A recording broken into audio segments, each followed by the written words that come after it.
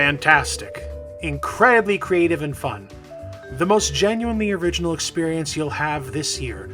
Smells vaguely of meat.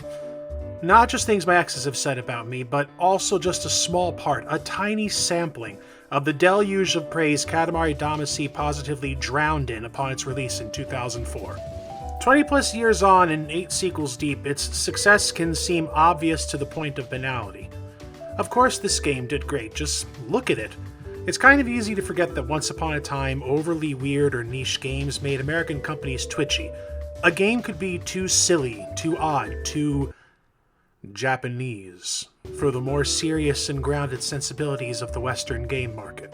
It seems so strange to say now, but divorced entirely from its qualities as an enjoyable gaming experience, Katamari Damacy was, once upon a time, a trailblazer. But before we talk about what Katamari is, we have to talk about what Katamari was, both literally and figuratively. To do that, oh, by the way, maybe like and share if this video does anything for you. I am a brand new channel with no traction or presence, and I can use all the help I can get. Thank you ahead of time. To do that, we need to jump back in time a bit, where we meet Musashino Art School graduate Keita Takahashi. A sculptor by education, he found himself drawn to the burgeoning video game industry of the 90s as a way to pursue his artistic ambitions. Eventually finding himself at Namco in 1999, he worked on a few smaller projects here and there, but most importantly to our story, he came up with an idea for a fun little game involving a king, queen, and prince of the universe, and designed early versions of said characters. Now, granted, mechanically this early idea was extremely different from the game we now know, involving the prince going to Earth to save his queen mother at the behest of his weirdo, lazy king father. That last part seems familiar. But there was no ball involvement, negative ball presence, a positive starvation of ball. Instead, the hammer-headed prince would bonk humans on the head and drive them around with a steering wheel. I guess he just jams that shit in there and starts ridge racing. A little weird, sort of creepy, kinda wanna play it. Having caught the game design bug, but not knowing how to, design a game, Takahashi, on the advice of some mentor figures, decided to enroll in the Namco Digital Hollywood Game Laboratory, or NDGHU to those in the know. Yeah, back in the day, companies, or at least 2 that I've read about, had essentially a school for aspiring programmers who wanted to learn the ropes of game making. So seeing a chance to learn some of the necessary skills, maybe even whip up a rough prototype, Takahashi went, he learned, he designed, and by hook or crook managed to not only have an early version of his idea ready in time for the year's big media arts festival, he even successfully pitched it to his bosses, and was given the go-ahead to start production in late 2001, and by 2003, it was being shown off at the year's Tokyo Game Show.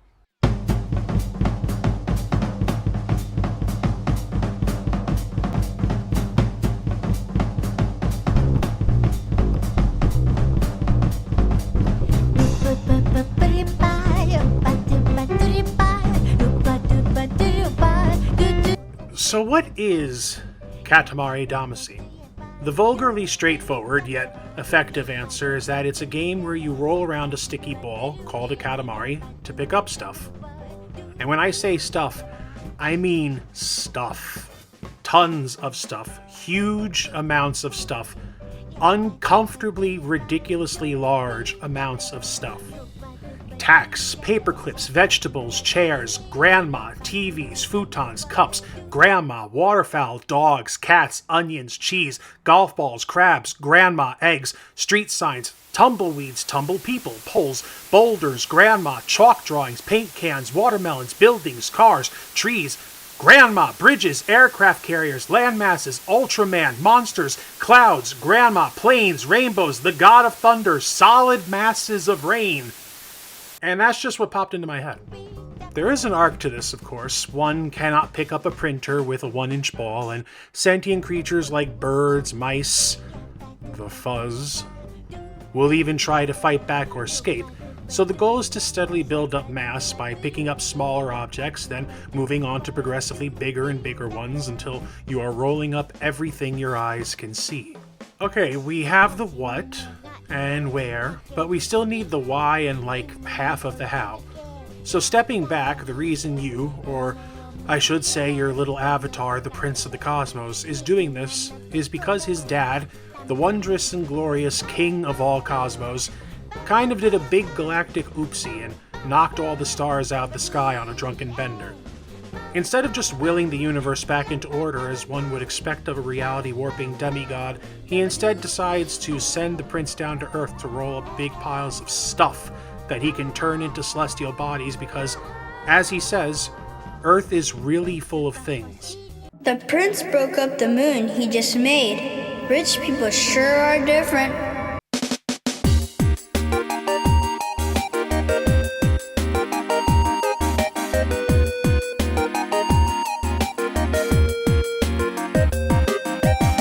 When one talks about Katamari Damacy, there are three primary aspects of the game that the conversation tends to focus on. The unique concept at the core of it, the soundtrack, which we'll get to that later, don't you worry, and the third is the king himself. Alternately bombastic, whimsical, somewhat uncanny, surprisingly sinister, while always being a hoot and a half to interact with, he's one of the foundational elements to the game's atmosphere, to its ambience of gentle lunacy. For example, here he is describing the events that started this whole mishigas in his own words.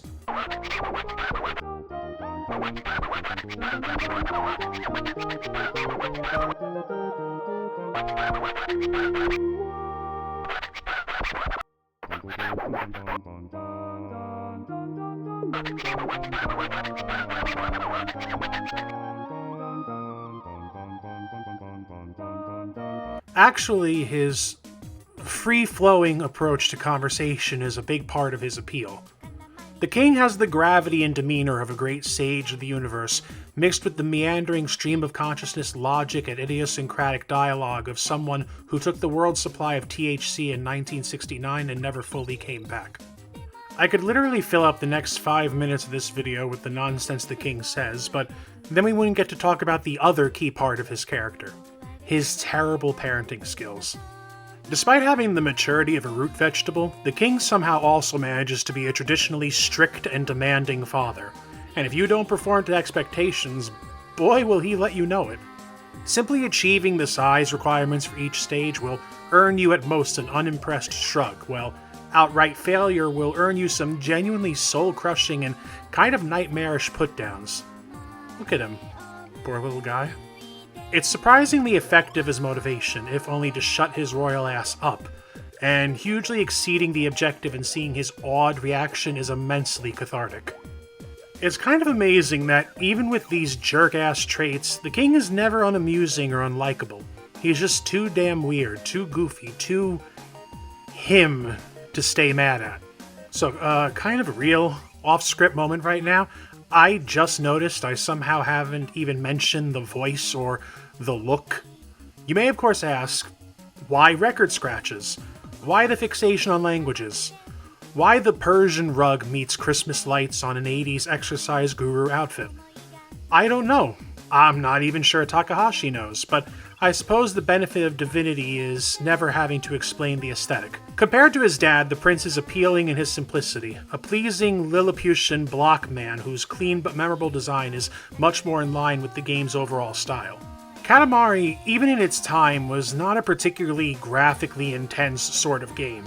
Makes sense, they literally had 1/10 the budget of one of Namco's big-name projects, so a lot of the weight had to be carried by the art. Luckily, Takahashi's style is more than up to the task. The world of Katamari is, geometrically speaking, simplistic, but also very colorful and expressive, lending it a sort of timeless look that is still as fun to see now as it was more than 20 years ago.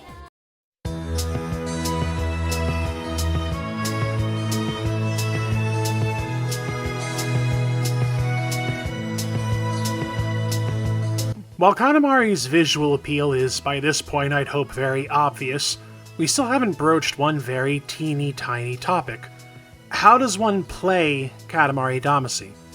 We know what we're doing and why we're doing it and for whom and where, but how does a game designer create controls that scream, "Ah yes, ball"? Well, you use tank controls, And sit down. It's not what you think. We're not talking like Resident Evil or Onimusha style controls. Well, not exactly. I mean tank controls in the most literal sense.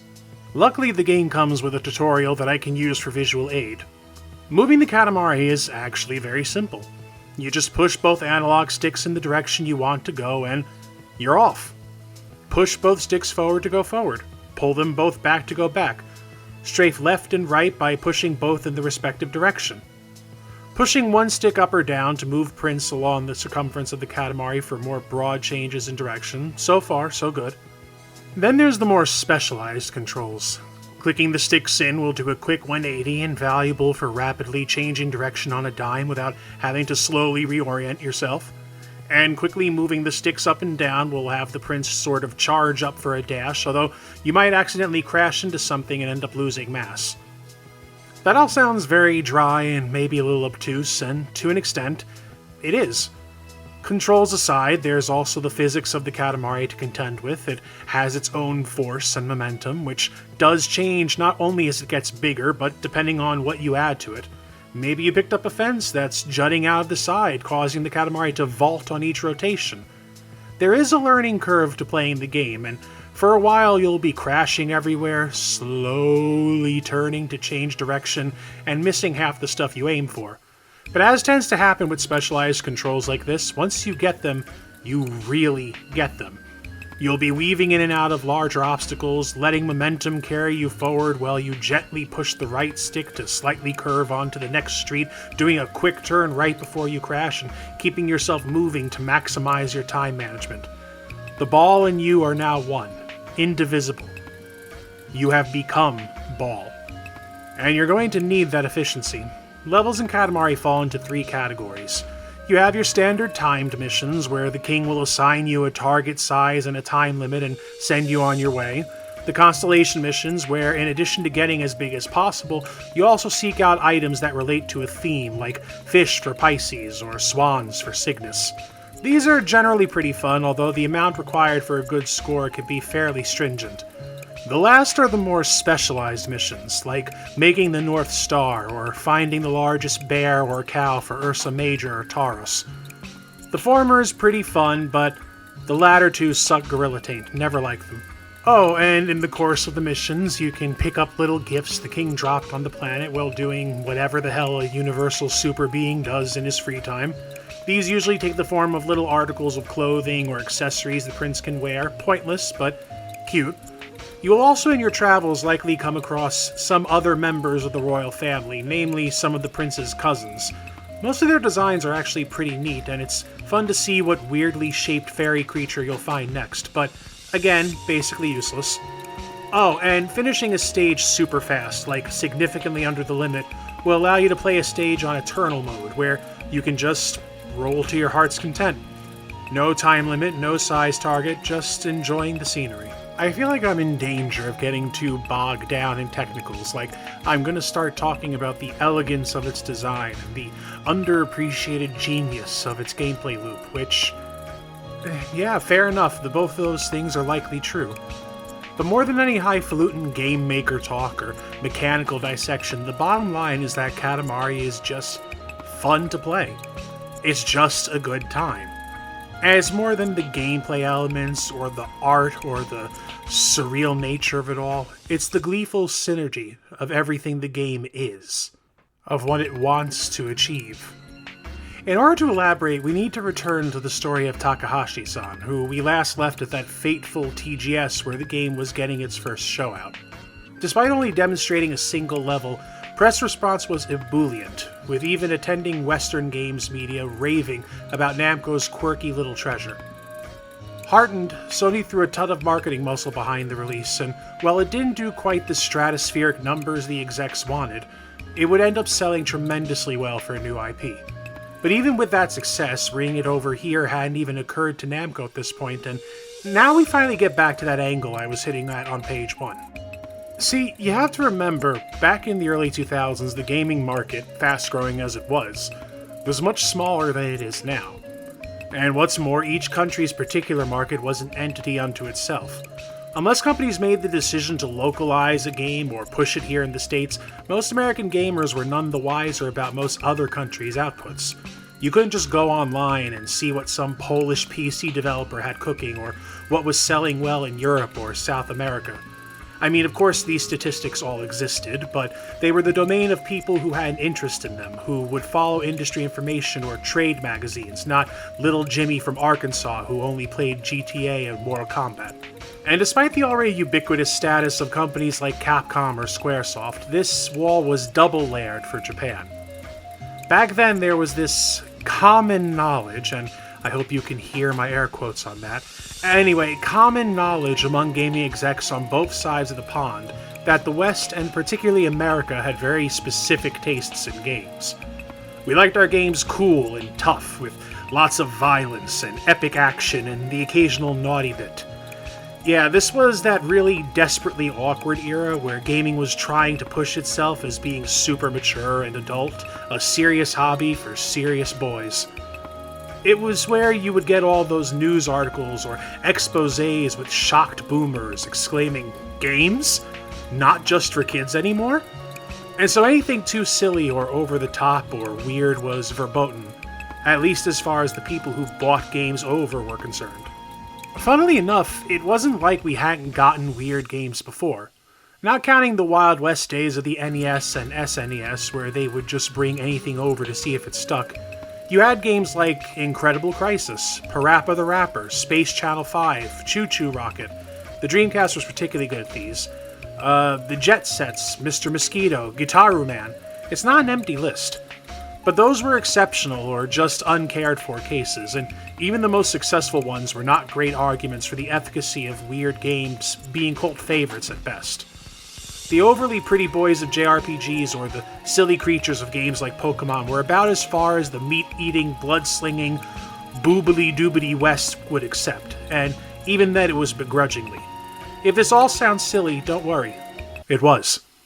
Now, with all that established, I will remind you that Katamari opens like this.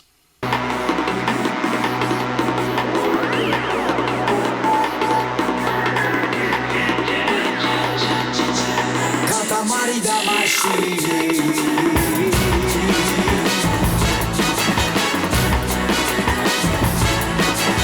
I still remember them playing that as the just straight trailer for the game on Cinematech on G4 all the time. That isn't just a game opening, that's a fucking mission statement. That's a loud, silly, wackadoo shot across the bow from a multicolored pirate ship here to line dance and play bongos, and it is out of neither. Katamari isn't just weird or a little goofy, it is grandly, gleefully, and unashamedly flamboyant.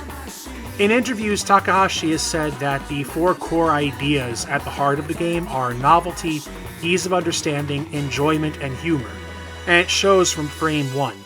Its characters, its mood, its visuals, its plot, for whatever that's worth, and its music. Oh boy, it's finally time to talk about the music.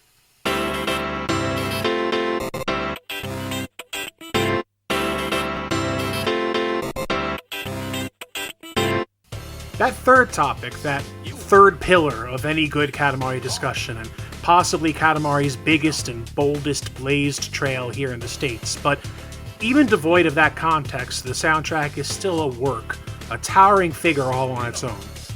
Composed by Yu Miyake and featuring performances by voice actors, musicians, other composers, producers, possibly random passersby, the game's soundtrack, while still broadly classifiable as J-pop/rock meets jazz and electric samba. But like the detritus scattered about the bedroom floor, Katamari's soundtrack is eclectic, colorful, and will stain the carpet if you don't pick it up soon.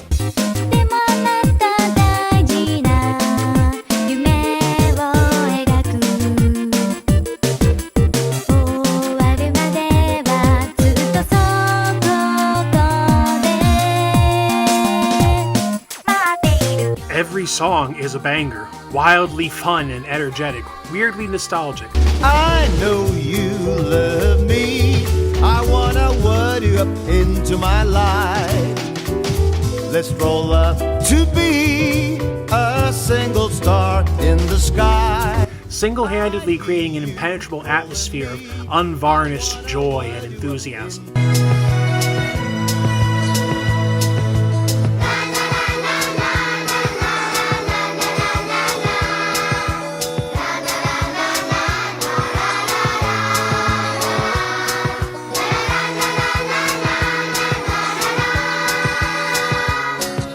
That second one, by the way, is totally by design. When looking for singers to perform the songs he wrote, Miyake has said he purposefully looked for singers who he hadn't heard in a while. Not has-beens or anything like that, just voices that would have been at one time ubiquitous on the radio or on TV, but for one reason or another had just sort of faded.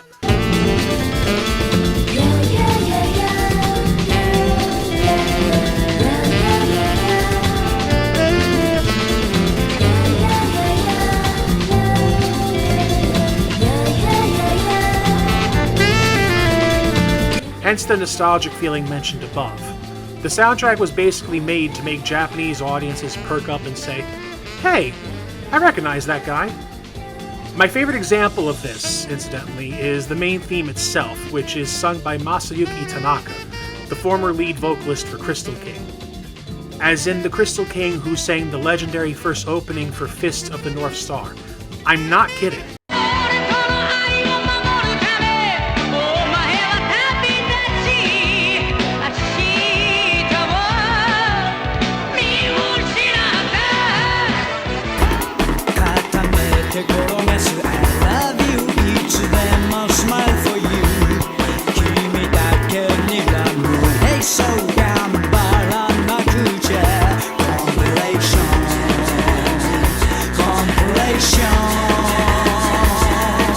Yep. The same guy who gave us Yuwa Shock is also responsible for an earworm that will not leave your head for the remainder of your days. I should know. Most of the songs and the musicians who perform them have interesting little backstories that are worth looking into if you're curious. I'd include them here, but that would make this even more prohibitively long.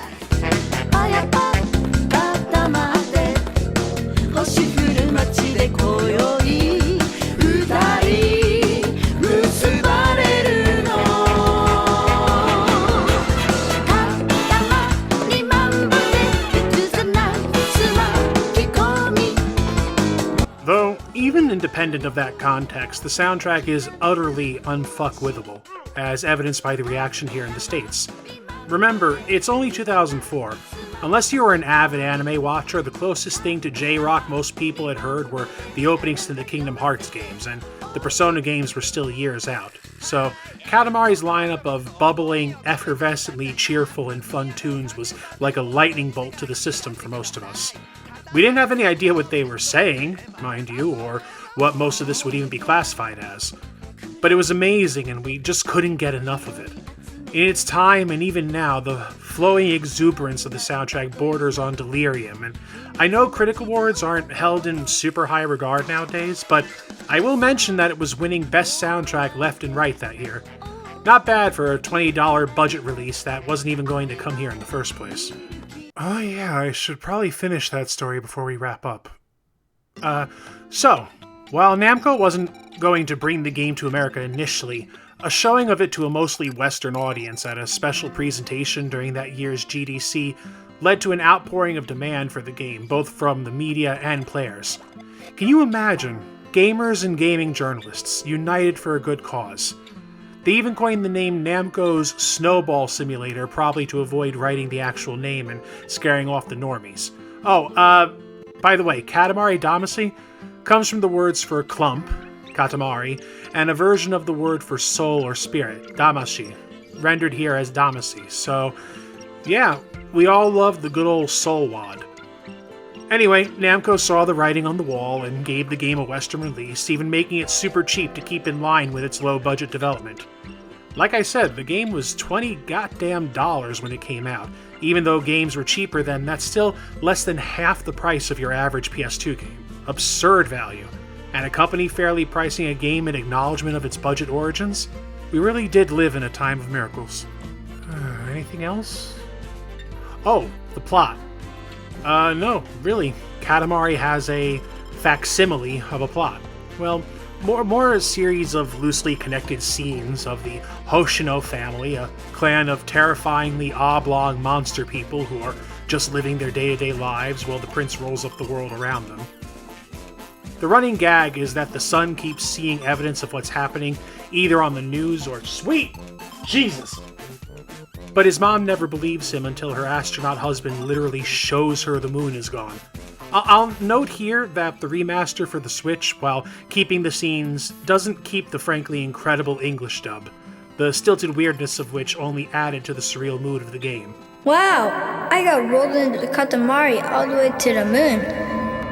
But if the moon were bigger, my mom and dad could come too. I know you can do it. Between that and a very occasional weirdness with the physics or the collision in the modern version, the original for the PS2 is technically the best way to play the game, but you're absolutely fine playing the remaster if that's more convenient, as these things are barely noticeable to someone who hasn't played the original, or hell, even many who have. But no one obsesses like me, so this knowledge is my cross to bear. Katamari Damacy came out in the States in September 2004, and the rest, as they say, is history.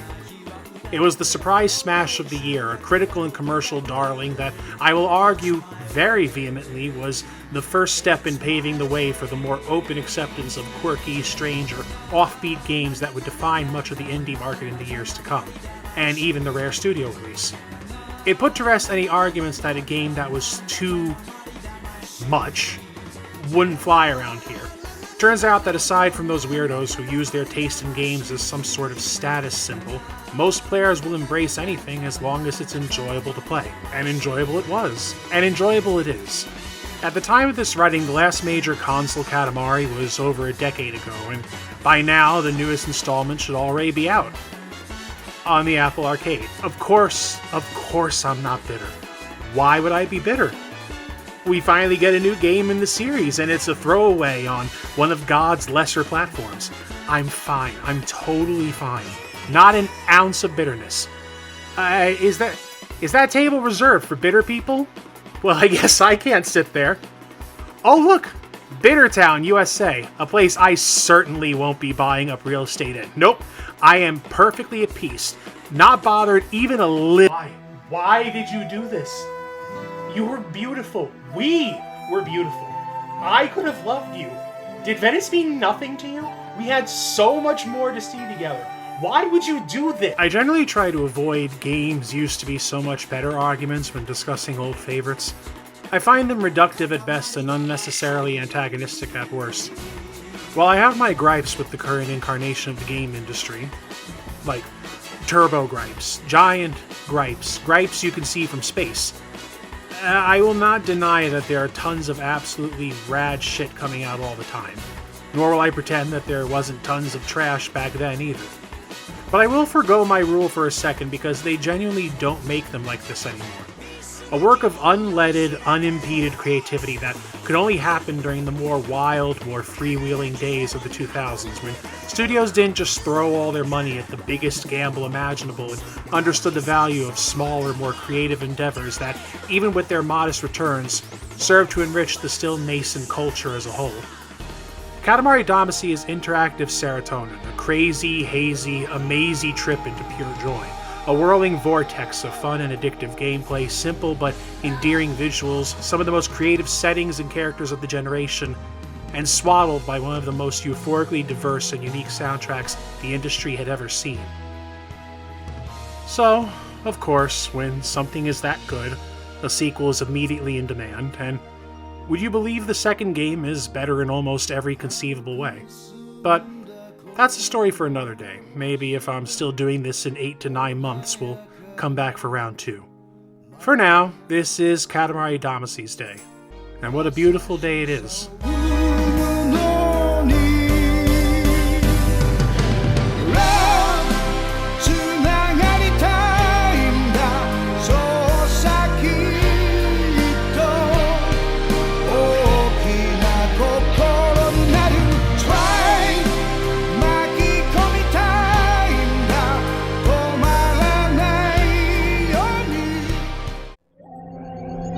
Hey, there's fuzzy stuff around my face too. Pyong!